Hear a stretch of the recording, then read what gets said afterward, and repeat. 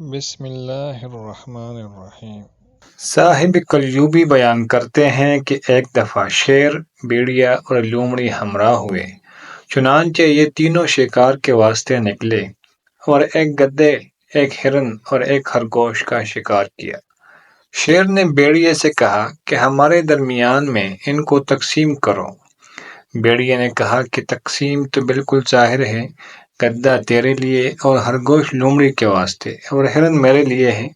یہ سن کر شیر نے پنجے سے اس کے سر پر تماچا مارا۔ پھر لومڑی سے کہا کہ ہمارے درمیان تو تقسیم کر۔ اس نے کہا کہ کام تو صاف اور ظاہر ہے، گدھا بادشاہ کے ناشتہ کے واسطے اور خرگوش شام کے واسطے اور ہرن ان دونوں کے درمیان کے لیے ہے۔ شیر نے اس سے کہا کہ اللہ تعالیٰ تجھے ہلاک کرے، تجھ کو یہ تقسیم کس نے بتلائی؟ لومڑی نے کہا کہ مجھے اس تقسیم کی پہچان اس تماچا سے ہوئی جو میں نے ابھی دیکھا ہے، اور یہ کہہ کے بھاگ گئی۔